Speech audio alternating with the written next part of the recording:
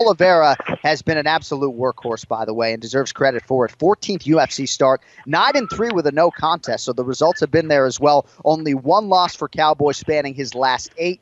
And, of course, the Gunnar Nelson layoff dates to July 2017. 2 of his 3 UFC losses were in his only 2 main events against Rick Story and most recently Santiago Ponzinibbio. 3-round fight here, Ken Flo. Gunnar Nelson, Cowboy Oliveira. Are you going to pick against Gunny in Ryan Hall's living room? You can't do that.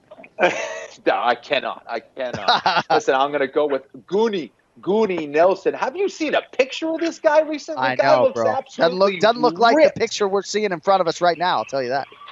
Dude, he looks like he's ready to rock. He looks like an absolute savage. Now, Alex Oliveira is a savage as well. I think he's another one of those guys that when things get nasty, he's going to be right there trying to kill you.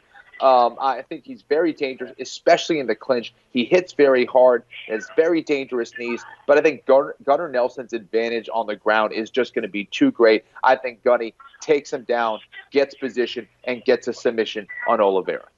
And in terms of the physical transformation, if you're watching us on foxsports.com or on YouTube, you saw an old graphic of Gunnar Nelson for Kenny's pick and for Frank's pick. But, man, you should see him. Just Google Gunnar Nelson and see the type of shape he's in and some of the muscle mass that he has added in advance of this one, and probably needs it, taking on one of the more physically imposing welterweights in the division in Alex Oliveira. All right, co-main event for the vacant UFC Women's Flyweight Championship of the World. Valentina Shevchenko, minus 330, entrenched as the favorite against Joanna Jędrzejczyk, the plus 250 underdog. She'll try to become the first woman to win UFC titles in 2 different divisions. Enormous fight here, Frank. We need to know who wins it and how do they get it done. So I'm actually really excited about this fight. My wife is from Poland, and we've been following Joanna's career for a super long time. And my wife is absolutely enthralled with Joanna. Unfortunately, though, I don't think she's going to be happy with me after I make my pick because, look, Valentina's been wanting this belt. She's been eyeing it down for almost, I don't know, I think this is the 3rd time now that she should have been fighting for this belt. So she's been looking for this opportunity. She's been preparing for it all year. Joanna's going up in weight to fight someone who's already beat her 3 times in kickboxing. So I don't know, I'm not a fighter. I can't speak to the mind of what it's like to be beaten 3 times, but I almost feel like Joanna's kind of got a handicap coming into this fight, knowing that Valentina 3 times, I know kickboxing is different than MMA, but I wonder if there's like a mental thing that's going to be in Joanna's head preventing her from, performing at her best. Last point, Joanna knows what it's like to be a champion, whereas Valentina really hasn't had that UFC gold. So I think there might be a little bit more of a fire under Shevchenko. I see Joanna being mobile. I don't think Valentina's going to be able to knock her out or get the submission, but I think it's going to go the distance, and I think at the end, the ref is going to be raising Valentina's hand. All right, Frank likes Valentina Shevchenko to leave Toronto as the UFC Women's Flyweight Champion. So Jędrzejczyk essentially got this fight early September, almost before Nico Montano had left the hospital. The wheels were in motion for this matchup.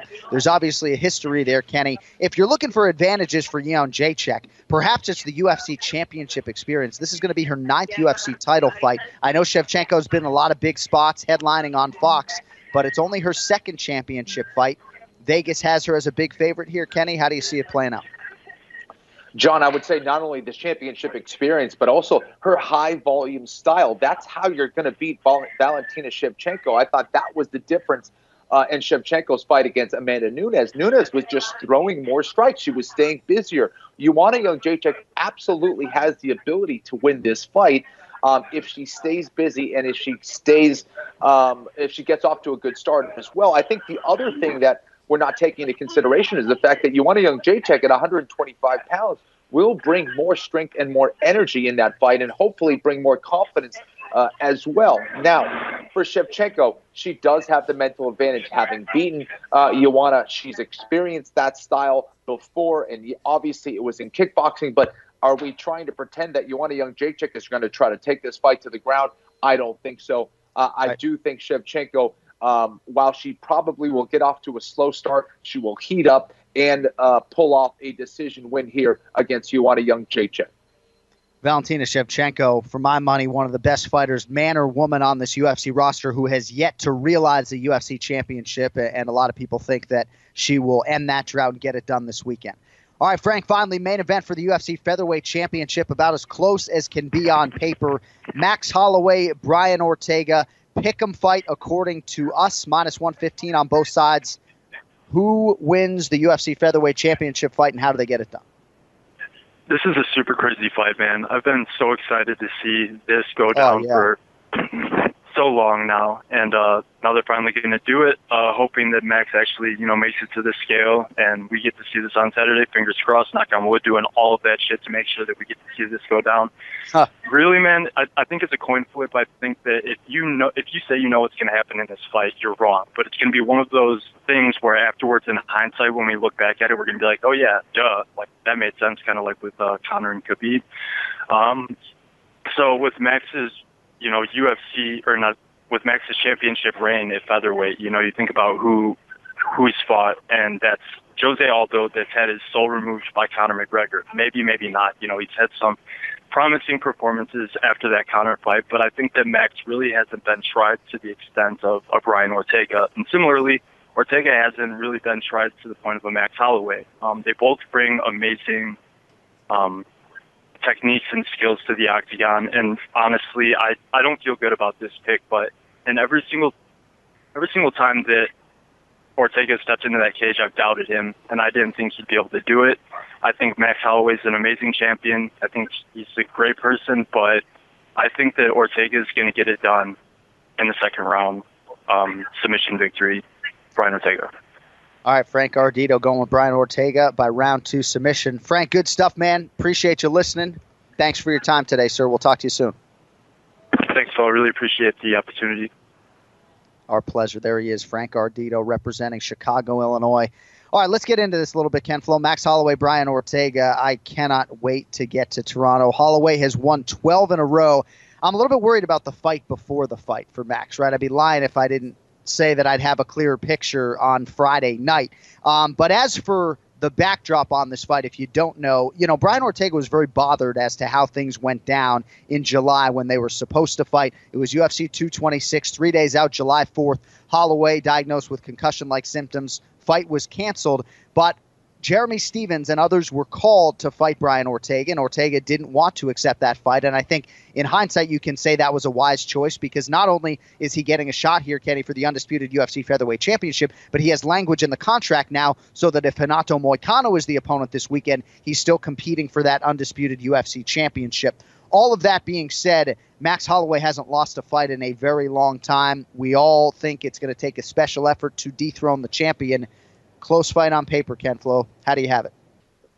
All right, John. So listen, I have been doubting Ortega as well. I think he's an amazing amazing fighter. I think his ability to stay composed throughout a fight is just amazing. And that's probably the best thing that he brings into the octagon on fight night. I do think he has the submission advantage. I do think he probably hits a little bit harder than Max Holloway. But I think as the full package, Max Holloway puts together the better combination. I think Ortega does get hurt sometimes in fights early. I think Holloway, with his experience, he's not going to make those mistakes down the line. I think Holloway wins this by TKO in round 4. And I think that might end up being a sharp side, right? Because I think that people are going to bet Brian Ortega. I think because of the Frankie Edgar knockout, because of the undefeated record, and because of some concerns about Max Holloway. I wouldn't be surprised to see Brian Ortega actually close as a betting favorite here, even though at least on my side, Holloway is slightly favored right now. But I think that's interesting, and I wouldn't be surprised to see it go Max's way. Very close fight. Can't wait to call it. Can't wait to see it. And very quickly, in terms of this 2008 main event challenge, right? So the punishment is a power hour, right? But I saw how you reacted when Daniel Cormier did a shoey, right? So part of me is inclined to make you do a shoey if you lose, but I'm not going to do that because a power hour is just so much more bang for your buck, right? I want 60 minutes. I don't want you slamming one shoey without spitting it out of your shoe, which is probably very clean, and then the whole punishment's over in a minute. I had to put down a Vegemite sandwich. I think I'm going to milk this into a full power hour.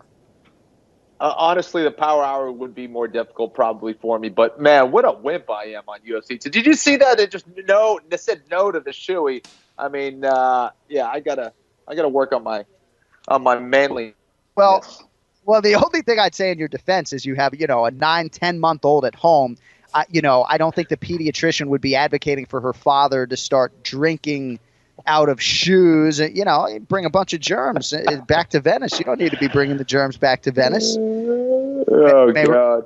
May RockyBJJ.com, by the way, still open despite the fact that Ken Flo is on the Beast Coast with Ryan Hall. Send Ryan our best. Yes. My favorite part of the podcast was when Ryan Hall's house cleaner came in behind you, unbeknownst to you, and started dusting off the mantle. That was amazing. What am I going to do? What are you going to do? But we've had a lot of technical difficulties today, so we appreciate everybody hanging with us. Hopefully it can all get cleaned up, but we got to get the hell out of here. Ken Flo wants to go to bed, I bet, but got to go train and strategize. A little no-gi with Ryan Hall today, so we wish you all the best with that.